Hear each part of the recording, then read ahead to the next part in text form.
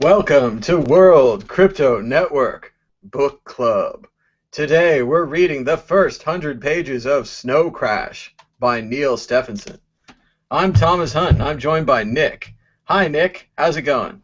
Hey Tom, it's going good. I'm glad we're finally doing this. We're talking about these first 100 pages. It's going to be great.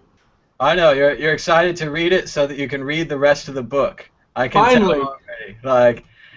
Holding to the first 100 pages Snow Crash has really been the hardest part of this book club.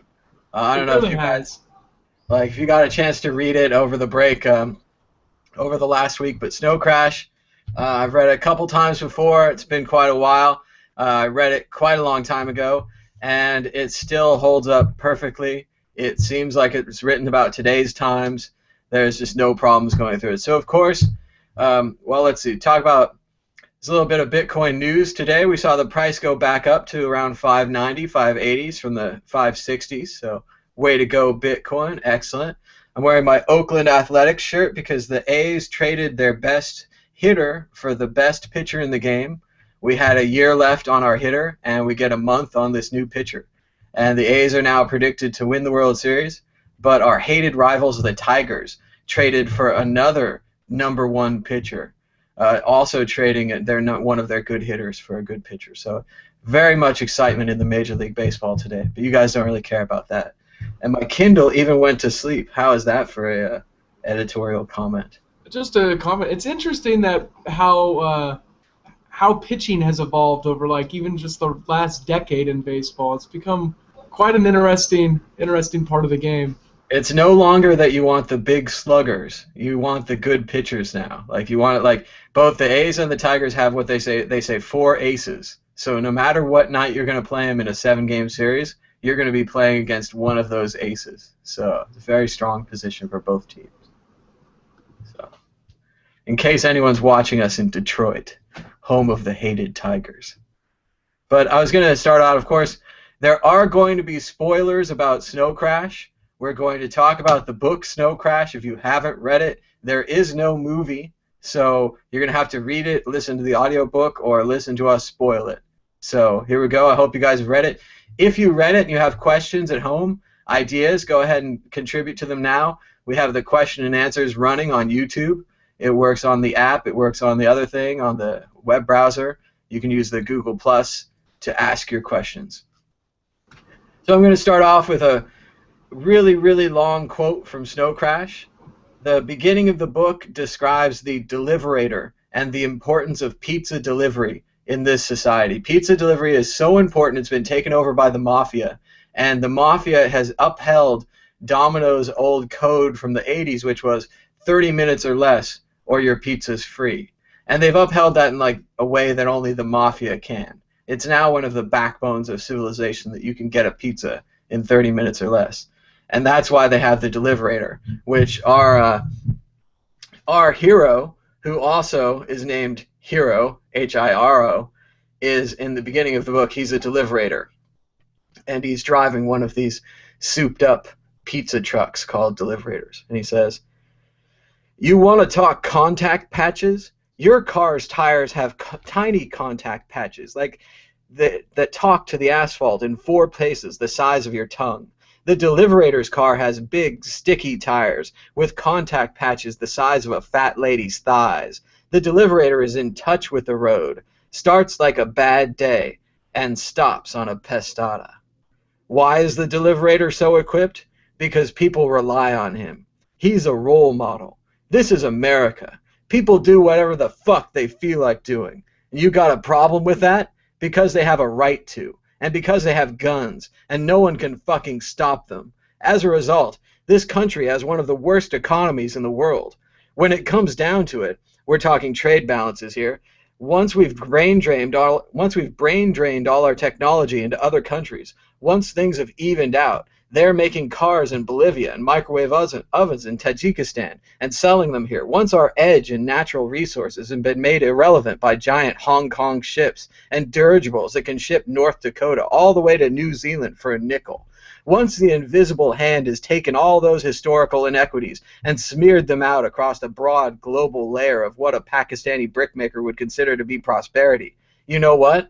there's only 4 things we do better than anyone else: music, movies, microcode (parentheses software), and high-speed pizza delivery. What do you think about that, Nick? Is that our world or what?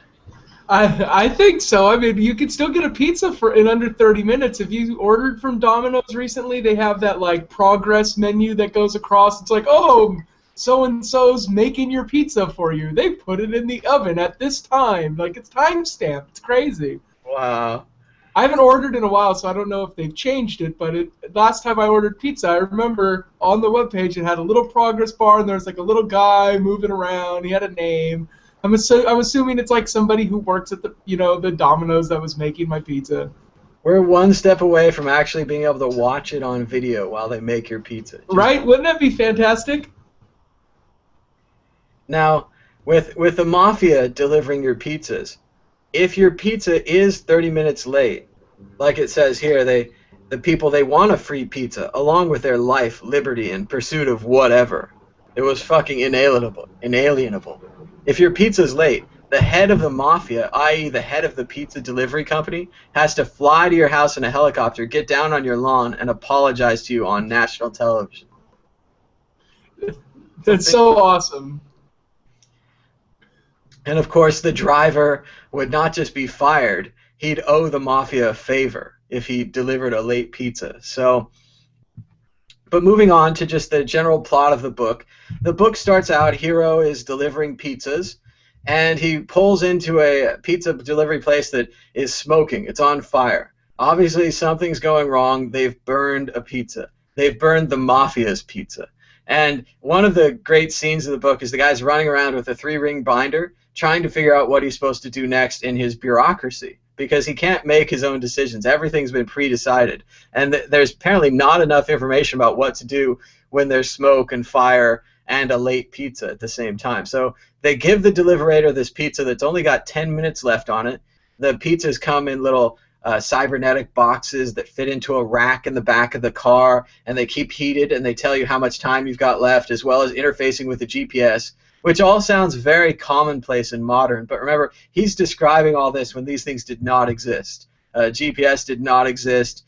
All this stuff. Just the networked pizza boxes is what he's talking about here. So the deliverator takes the dangerous delivery, and he's doing all these special maneuvers. The book's a lot about transportation, the ability to move around. And of course, he's moving around from city-state to city-state, because in this future world, the corporations and the governments are on equal footing. You could live in like Domino's Pizza city-state, KFC city-state, or U.S. government city-state. And that's who you'd work for, that's who you'd hang out with, that's where you'd hang out. So he's on a rush to deliver this pizza. He picks up a hitchhiker, the other main character of the book, YT, which stands for Yours Truly, and she attaches on, and together they're off, and he tries to make some quick turns. And where does he end up, Nick? He ends up crashing, boom, into a pool. Not a full pool, an empty pool, because he decides he's going to cut through the yard. He's got a shortcut because they gave him a pizza that only had, what, like less than 10 minutes for him to go, 20 miles. Less than 10 minutes for what usually takes 30, so yeah. Yeah, so he crashes into the pool and totally wrecks his deliverator. Oh, sad. Now he owes the mafia, and of course the author just spent 10 minutes describing what a great car it is and all the different features, the neon running lights, the advertising, how black it is, how dark. The low glow, yeah, which we pretty much have with L-Wire. If you've ever seen electrical wire, it's really easy to work with and runs on batteries and incredibly decorative. So we're pretty much there with all this stuff so far. YT had a lot of good technology on her skateboard. She had wheels that it sounded like had little points that would come out of the wheel. So if the wheel went over a pothole, it would scan the pothole, send out the points, and you would have a solid ride, even though you're going over potholes. So that was good stuff. Yeah, I liked the smart wheels. I think they were calling them, right. That sounded awesome. you could ride on anything on your skateboard. You could go on gravel, it sounded like you could do anything. Your skateboard can now go anywhere. So awesome. It was a good almost hoverboard solution. You could tell like that's kind of what he's going for, but in a technologically superior way, the smart wheels. So Because they can go on any board, it sounded like you could just have an old skateboard. I'm gonna throw these smart wheels on it. Boom, brand new crazy machine. Awesome. excellent. So Hiro and YT are together because YT's a delivery girl, and she decides to deliver Hiro's late pizza. So she picks it up and runs out of there and goes to the next Burbclave and delivers the pizza. Now, there's a lot of other stuff going on in here. YT is a Caucasian woman, and Hiro is a mixture, right, of a Japanese and Korean, maybe African American ancestry. His father was a military man. His mother, it sounds like she was, in Korea. Maybe his father was stationed there. But that changes the book because at some points when they're thinking of traveling to different places, they can't because Hiro is part black, or they can't because YT is white. There's like a sound like a jungle reggae kind of group, and then there was kind of a Confederate backwater Southern kind of group that wouldn't allow black people in. I mean, it's an interesting thing to see how even in a technological future with all this leveling technology, they're all on the same metaverse. They all walk around. There's still this undercurrent of racism going on. So it was interesting. No, it was. It had to do with. There's a lot of apartheid, I guess we would say, and I think that might have to do with what was going on in the world around the time when he was writing it. South Africa was big in the news around that time, and all that stuff. So maybe that's what influenced that kind of thing. It's a long thread. The social Darwinists, a lot of people out there. Oh yeah, that's for sure. And also, I think Rodney King riots happened, right? Around the same time. The book came out in 92, so he's probably writing it a few years before that, around 89, 90, probably. So. I think it was at the end of 91 is when the early 92 is when the Rodney King riots happened. So maybe that influenced a little bit as well. And I think once you start splitting people up into these little city-states, it becomes pretty easy to think of them kind of living with their own people. Like one of the other city-states that we visited was Greater Hong Kong, which was not even officially a Hong Kong thing, but it was a guy who had come from Hong Kong, became rich, set up his own Burbclave. That was a really cool Burbclave that we went to. They were on their run from the well, unfortunately, the taxi people are from Tajikistan, and they were called Zeeks, and they got in some trouble there. YT got arrested for delivering the pizza, and she was in. I remember when you get arrested in this future, there's two groups of private cops, and they take you to a private jail. Everything is a run-for-profit corporation, and they're all independent. They're not, corporations used to be subservient to the state, and they were even chartered to improve the state, like the Dutch East India Company was to improve the trade lines for Holland. It was an official state purpose. It was not just profit and profit and profit and profit. So it was a different time. So they managed to get into Greater Hong Kong. They're chased, and then they're saved by, what are they saved by, Nick? What I took my tagline from, a rat thing, which seems to be some sort of dog hybrid, like cyborg thing. Sounds pretty cool. It kind of reminded me, I don't know if you've ever seen the movie, and this is not even in the same genre, but Brotherhood of the Wolf, where the guy had brought a lion from Africa into France, and it was killing people, and he put armor on it, so people had this crazy idea that it was a metal monster or something that was killing people. Yeah, so it was interesting. I thought that was cool. I hope we see some more rat things. It did seem to have some foreshadowing, the way that he was able to make friends with YT.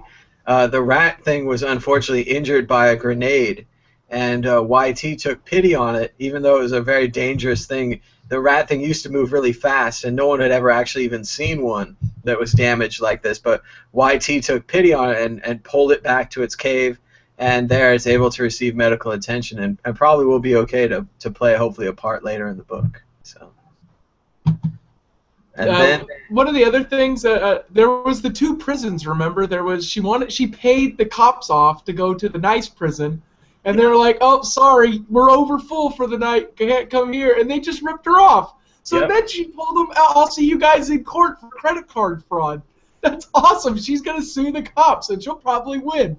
I don't know if they go into that further in the book, but she'll probably win that case in this world. It seems like, at least. Well, and all the details are so great. The one prison that she wanted to go to sounded like a country and western themed, like it was a hoedown, and she was gonna get some chili, and it sounded pretty good. Like, and then that didn't work, and she got sent to the Clink, which is like the basement of a 7-Eleven. Yep, they chained her in the basement of a 7-Eleven. But what her saving grace is that the saving grace was that she got up to the bars, and that they had to make sure that it was fire escapable, so that you could escape from prison in the case of a fire. So of course she just escaped. It was no problem. So it was too good. It was really, really, really funny.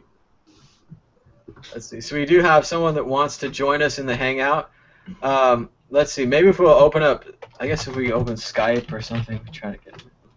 But yeah, we would like to have more people in the Hangout. There is a bit of an issue with Google Plus Hangouts. If we put the code publicly out there, there's a chance that no disrespect to the internet, but people might come along and kind of play pranks on us and stuff. So it's better to keep that code to ourselves. But if we can directly connect with you, Cynthia, we can try to add you to the Hangout here. So, but we're going to look into that right now. Let's see. I started Skype. Where'd it go? And if we can't get you in on this one, we would like to have you come next week. So, I mean, if just send us an email, and we'll definitely get you in with us next week so we can have a larger discussion. And feel free, if you have an idea or a question or just a comment, you just want to add it in, feel free to go ahead and put it on the question and answers there. So right now I've got Skype up on World Crypto Network. So if you want to Skype in, I've just been playing Skype through the speakers though, so that's not very technical. Let's see. Broke my flow. Something bad back there. All right, I pulled the speaker around. So if you do Skype in, we're accepting Skype calls at World Crypto Network, all one word on Skype, and that's the best we can do right now. So. One thing I thought of, the binders, because they had, remember there was the guy, there's always a manager with 3-ring binders. That's how you know they're the manager, right? Heck yeah. And there was the one at the 7-Eleven too, because they didn't know what to do with the, what do we do? They're looking in the 3-ring binder on what they should do with YT and the Clink. And I thought that was kind of funny that there's so much bureaucracy for such little things. And there's this thing that this guy tweets on every now and then, and it's like, the Declaration of Independence is 1,300 words. The Constitution is, 7,800 words. And the government regulations for the sale of cheese, 35,000 words. So, cheese, there's somebody that's selling cheese running around with a 3-ring binder looking for, is this okay? Is our cheese okay to sell? Well, and it's very much, it's what the world seems like now with all these standardized testing and all these people that are trained just to kind of follow orders, is that they really do rely on the 3-ring binder. There's not a lot of thought going on. So let's see, what else was interesting about this world? Well, there's a whole virtual world called the Metaverse, and it sounded a lot like Second Life, where you had an avatar, and you'd walk around, and maybe your avatars would bump into other avatars. There's a lot of I wouldn't say it's a technical book, but there's a lot of computer sciencey ideas about like collisions and when other avatars run into each other, and then he gets into a place called the Black Sun, which is a huge black pyramid that they chose. Not because they're into pyramid shapes, just because it was an easy shape to use. Like, it was like a default shape. They're like, I'll just throw down a pyramid.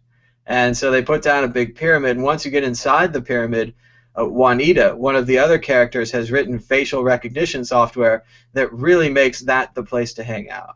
All the businessmen were hanging out there, the rock stars, the movie stars, because of this facial recognition software that really made them feel like the metaverse was just like being at home. They talked about how Japanese businessmen would meet there to have discussions because it was like a face-to-face meeting. So Hiro's a part of this hacker subculture, along with his friend David, which is spelled DA5ID, right? Or something like that, Nick? Yeah. David, maybe David is how he would say it. I'm not sure. He's supposed to be what, like a Jewish kid from New York or something, a bored hacker king of the metaverse. It's very much, I mean, like, to go into how it kind of reminds us of Bitcoin a little bit already, is that all these hackers have established themselves in the metaverse first. So because of this, a lot of them are rich. They've invented companies, they've launched technologies, they were in the right place at the right time, they held on to their stock. It talks about a heartbreaking story how Hiro, our main character, had to sell his stock to help pay for his mother's care after his father's passing. So he wasn't able to become a millionaire or a billionaire. I mean, he took care of his mother, but there's not much more to it than that. So that's a lot like Bitcoin, don't you think, Nick? Oh yeah, for sure. The people who got in early were obviously they were mostly hackers. They all got on through the cryptography mailing list, which is pretty neat. And there were a lot of early hackers and people who ended up starting businesses. Eric Voorhees with, what was it? He did Satoshi Dice. So that's pretty cool. Yeah, definitely. And it imitates the book. The art imitates life. And so they're hanging out here and they're talking about old times and how they used to develop software, because Hiro was a computer programmer before he became a pizza delivery driver. Good details there. And he likes the pizza job because it's not stressful. He just kind of does what he's supposed to do. It's not complex. And I also like the interaction with Hiro and Juanita. It seemed like he learned a lot about women over the years. It took him a long time, but he really kind of blossomed into a character. But alas, it seems too late, really, for that relationship. So. I kind of like the Juanita character. We didn't get to see too much of her yet, but I'm looking forward to seeing what she divulges, like, information-wise, as the story progresses. She's probably going to be like a key role of, furthering our protagonists. Yeah, you get it, his last name, his storyline. It is very clear that she's going to have a stronger role. She comes into the Blacks wearing a very weak avatar. Even though she's the one that designed the whole facial recognition software, she's using a public terminal, which they describe as smushing your face up into a fax machine. So there's this kind of gray, black and white Juanita going on in the system. And she's there with desperate information. She's trying to warn David, and presumably Hiro as well, about Snow Crash. And Nick, what is Snow Crash so far? From what we can tell, it's a crazy computer program, right? Because I thought it was neat how they hand information to each other. Like, you own it, and then as soon as it goes to somebody else, it's theirs. You no longer have control of it. Public-private key encryption with the data. It's rather neat. Maybe we'll see something like that with one of these future programmable coins or something. But then Juanita gives Hiro a card, and then instantly Hiro has all of that information. It's like she handed him a library at one point. Like the Matrix. I know Kung Fu.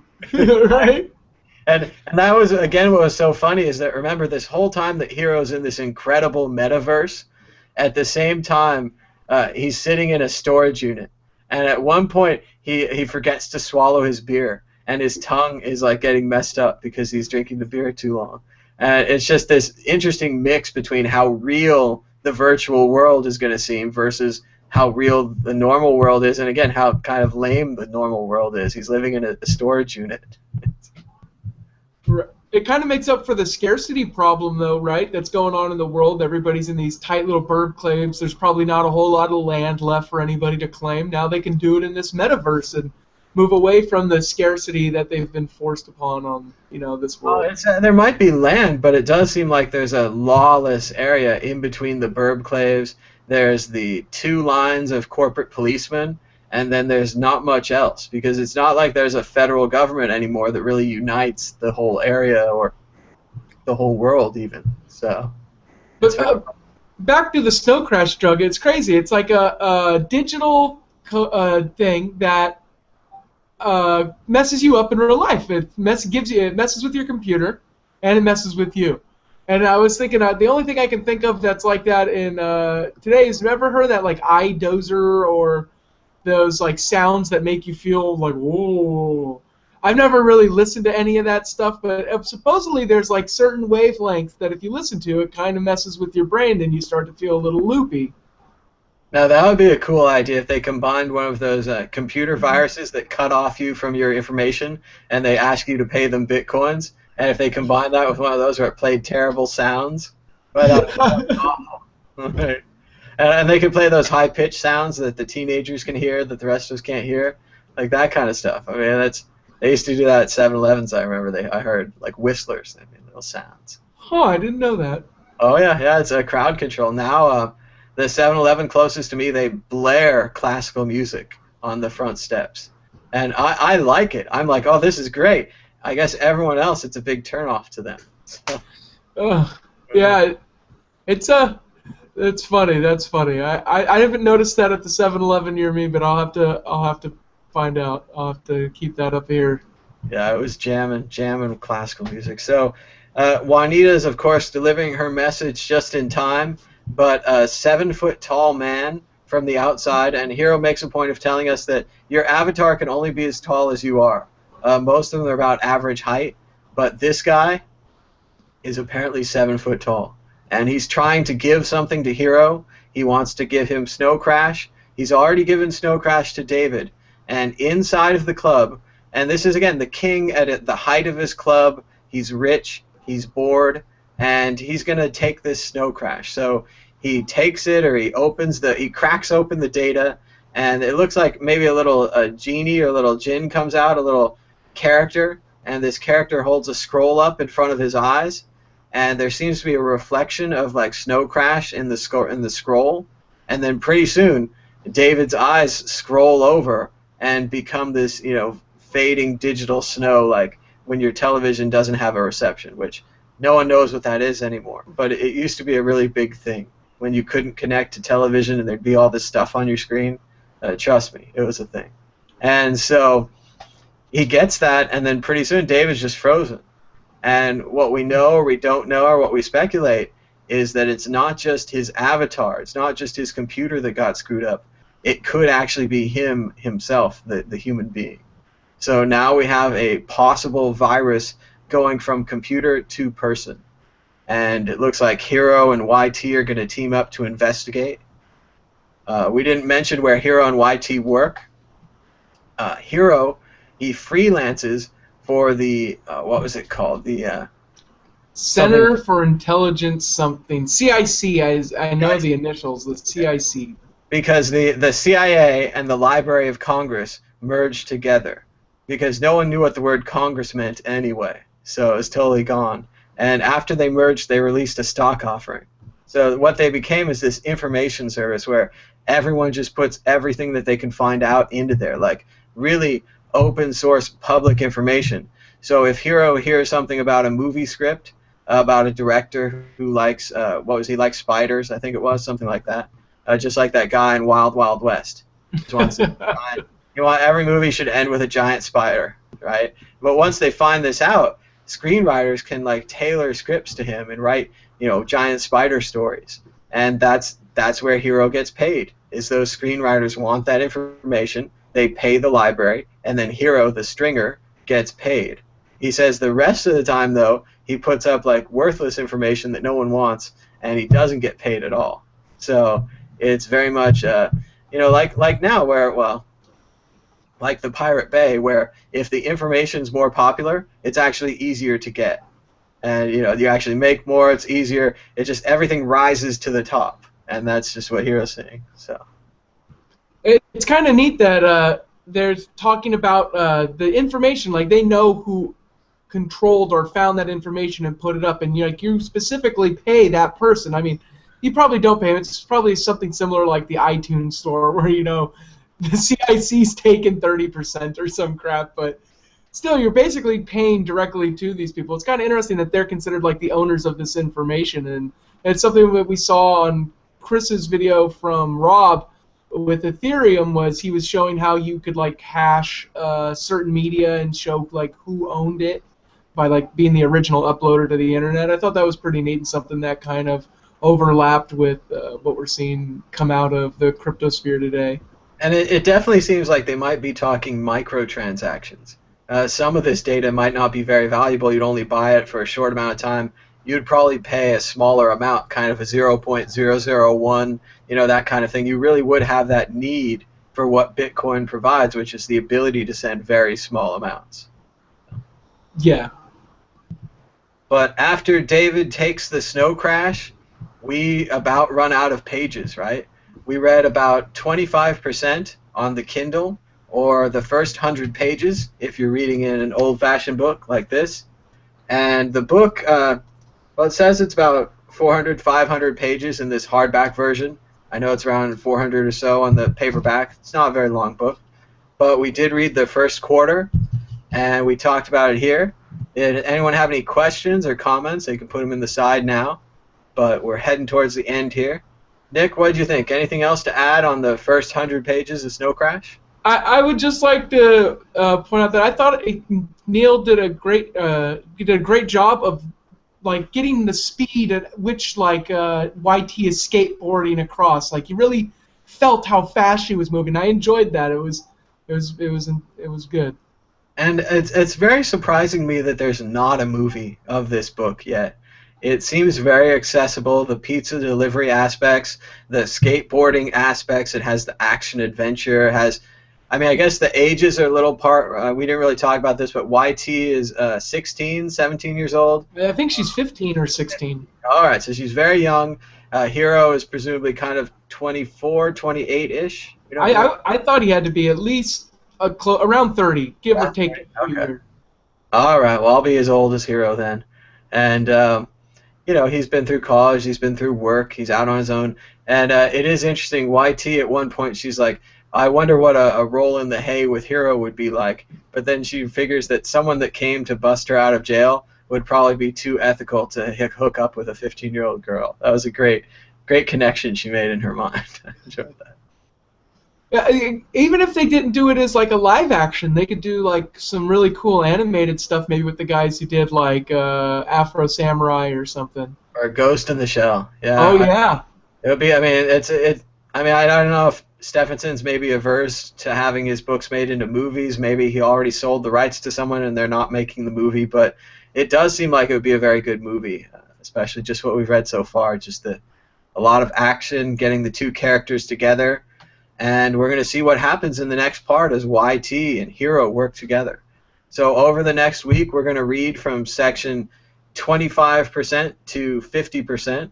And whatever that is in the real book, it should be around from 100 page to around 200 page. And I hope you guys will read along with us. And if you'd like to add more comments or discussions about this first section of Snow Crash, we're going to be putting a thread up on the World Crypto Network Reddit on reddit.com/r/World Crypto Network. Maybe I'll have Nick do that. He likes to put threads up. I'll create the thread, no problem. And just like to thank the 15 viewers at home for checking this out. And it looks like Cynthia will probably be joining us next week. Just send us an email or a Twitter or any of those things, and we'll get you the Hangout link for next week. There was 15 viewers. Wow, that's amazing. Thanks, everybody. And I know some of you didn't read the book, so you've still got a chance to catch up. You can probably get the audio book. You could get the normal book. You could get the Kindle book. There's all kinds of options. So, or you can just hang out with us, and we'll tell you the plot, and we'll spoil everything. So, and hopefully we do a good job at it. Yep. Hopefully. And let's see, maybe we should have some more quotes from the book. I don't feel like I read enough quotes. I got this fancy Kindle. Let's see.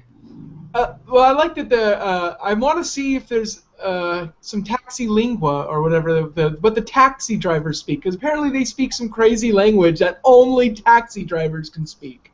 It sounded like a very crazy language, that taxi lingua. Here's a quote from YT. She says, she's talking about how she rides her skateboard, the kinetic energy, and how the energy flows. And she says, the world is full of power and energy, and a person can go far just by skimming off a tiny bit of it. That sounded a lot like Bitcoin as well, just the ability of us to work together. And then, of course, we didn't mention, but YT has barcodes on her chest, and so that if the government, or not the government, even if any of these corporations want to know who she is, they scan all of her barcodes instantly, and they know what's going on. So everyone's looking forward to that. I enjoyed the line where it said YT is bored. YT seems very much like a young person. She's got to go, go, go. She's not interested in sitting around. I like that they keep confusing her name with Whitey. Like, why do you say Whitey? Why do you keep saying Whitey? Well, like, my name is YT. Our rapper YT Cracker, and I think his is actually more of a Whitey, because Whitey Cracker, it's a funny joke, black, white, crackers, all that kind of stuff. It's good stuff, but it's possible, he had a lot of good references in his songs when I saw him perform recently, and it's possible that he does mean Snow Crash, so he might have a little Snow Crash reference in there. There's another good line here. It says, videotape is cheap. You never know when something will be useful, so you might as well videotape it. And with the exception of the outdated word videotape, he's completely onto something there. Everyone is recording more and more. I don't know if you guys watch Derek J's channel, but he just got assaulted by someone in New Hampshire who didn't want to be filmed and smashed his video camera, which is, of course, destruction of another person's property. It's completely out of line. So I hope that works out well for Derek, but it's unfortunate. They talk about how Hero's not allowed there. They said, we're making bucks here, Kong bucks and yen. So the two currencies that are left. And I enjoyed Kong bucks. I'm sure those are probably the U.S. dollars that are left, Kong bucks. It was an interesting idea that when Hero learned how to do this way back 15 years ago, a hacker could sit down and write an entire piece of software by himself. And it really does feel like it's shifted on that to all these APIs and all these things where people work together and huge teams of people writing software in what the book kind of rightfully declines as kind of a assembly line fashion, kind of a warehouse of software. Mm-hmm. So. Yeah, it was Satoshi Nakamoto didn't even work alone. He had Hal Finney to help him along. It is a mobile unit of Meta Cops Unlimited. Dial 1-800-THE-COPS. All major credit cards accepted. Great. I love that. Was it? There's actually a couple. There's more than two. There's like the two generic cops, and then there's supposedly like special forces cops, the enforcers, and like all the other cops are afraid of those guys. The two cops that she meets, one of them is like go by the book cop, and the other cop tells her what's really going on. So go by the books cop's like, don't give us any trouble. We are taking you to the nearest jail. And other by the book cop's like, don't give us any trouble. We're breaking fucking legs. Like every little thing, he was like, just very funny. And then even the things she says to him, she says, "Jack this barrier to commerce, man. I got deliveries to make." I can't even res what YT says. Yeah, some of the slang is pretty neat. Oh yeah, just the great language he uses, all the little asides. I remember when I was first reading this book, just the way that he breaks into the narrative to kind of give you information that doesn't matter, that's just kind of funny or background information. He just very much a naturalistic narrator, just telling you what's going on. Actually, it stands for yours truly, but if they can't figure that out, fuck them. Oh yeah, and I remember when she bribes them with $1 trillion. So there's clearly a major inflation problem here in the future. And it happens really quickly, because if we remember, Hero says he sells out for like a couple $1 million or something, and that was a lot of money. That was enough to put his mom up for like a long time. Mm-hmm. Like he prepaid, he got his mom taken care of with like $1 million. She couldn't even go to the jail she wanted for $1 trillion. YT is not fond of boxes. I like this. This is a good quote. It's all unauthorized data that Hero is not supposed to have. But Hero is not some bimbo actor coming here to network. He is a hacker. Very strong. Yeah, you're right. Hero is 30 because he says software development, like professional sports, has a way of making 30-year-old men feel decrepit. Oh yeah, so he is 30. I thought he said something about that. His mind was good, but he only understood one or two things in the whole world: samurai movies and the Macintosh. I have so many quotes from this book. It's just fantastic, and I really do enjoy the Kindle with the annotation feature. It's a really great feature. YT counts 2 more revolvers and a pump shotgun. Any more of these guys, and they'll be able to form a government. I loved that quote. I loved that line in the book. That was fantastic. And again, going back to the kind of the racism idea, there he does meet a Japanese man, and he's very kind of full of himself in a classic Japanese businessman style, and he's upset that Hiro has these swords. And I thought this was a really interesting scene because it's a scene that's out of place time wise. It happens sooner than it does, and he moves it out of place. And it's because he wants to prove a point that Hiro is the best swordsman in the world. So this Japanese man picks a fight with Hiro because he has traditional Japanese swords on his avatar. And again, this is another great point. They're just swords on an avatar. They don't have to be real. The guy assumes they're real because they look so nice. Then he asks Hiro, "Are they real?" And Hiro's like, "Yeah, my dad took them off somebody from the war, and the typical kind of World War II story where they had a fight, they killed each other, the spoils of war, nice samurai swords." And the guy's like, "No, that's not good enough for me.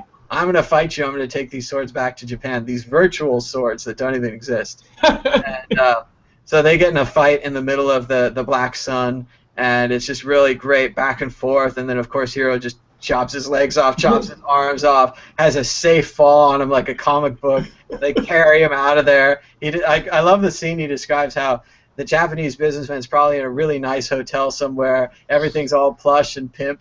And he's looking at his decapitated, drawn and quartered body like it's just complete destruction for the. And it shows how someone like Hiro, because he's smart, he has hacking skills, he's flexible, he can upset this world. The Japanese businessman should win all of those confrontations, but he doesn't when he faces Hiro protagonist, the world's best swordsman.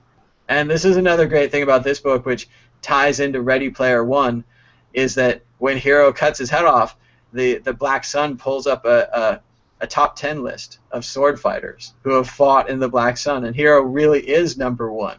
It doesn't say it on his card, like he's number one on the top 10 list. And that and the idea of living in a storage unit with really good internet is just the same thing as Ready Player One, which I hope we will read a couple books from now. It was a great read.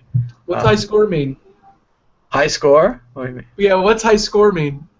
Hiro, he's got the high score. So good. That's great. And I just love the YT is such a strong woman character. She's really ready for everything. She's like she's trying to get a handle on Hiro's personality, and this is just a small quote that helps illustrate that. He says, "But it wasn't Hiro. He's an unpredictable freak who carries swords, but she can smell chick punchers a mile off." Because someone had hit her, and he's like, "It's not Hiro. He's a freak, carries swords, not a chick puncher." He doesn't hit chicks. No, it's pretty good. So I hope you guys enjoyed all our quotes from Snow Crash, because I ran out, because I actually stopped reading at the deadline like I was supposed to. And we're going to do the next part next week. Hopefully we'll see you guys on the Reddit, and we'll communicate for next time, add some more people to this hangout, get some more talking going. And everyone should use the annotation feature or mark in your books. There's a great little thing while we're talking books. I'm going to pimp my favorite thing in the world. These are Post-it notes. These are little flags called Post-it flags. And what they do is they stick on the page, and they're non-destructive. So if you ever have to sell the book or give it back to the library or whatever, and then boom, you can just go ahead and mark the section of the page, and then it shows up on the side, and now you've got like a quote mark. And my really good books are full of these. So it's a great way to go. Post-it flags. I've never seen those before. Good stuff. In case you don't have a fancy Kindle with the annotations feature and everything, which is a cool thing too if you're into reading and you're into annotating books. And I really do suggest taking notes on books, highlighting your favorite parts. It makes it fun when you want to go back to it. So, okay, Nick, I think we're out of things to say. My room is very hot now. I'm getting a little sweat too. It's kind of warm in here. Yeah, one of the downsides to broadcasting, you have to turn all your fans off and turn all your lights on. So if you're in the summer, if you're in a hot place like I am, you're gonna heat right up. So Snow Crash sounds like a much cooler place, temperature-wise, with right? the crashing. But we'll let you guys go for now, and we'll be back in about a week, maybe on Wednesday, maybe on Thursday. I haven't decided yet. But we'll read part 2 of Snow Crash, which I'm going to read this weekend. Section 25% to 30% on the Kindle, another 100 pages or so. And if it doesn't line up, it's fine. You know, it's all good. No pressure. And thanks, everyone, for joining us. All right, Nick, say goodbye, Nick. Goodbye, Tom. Goodbye, Nick.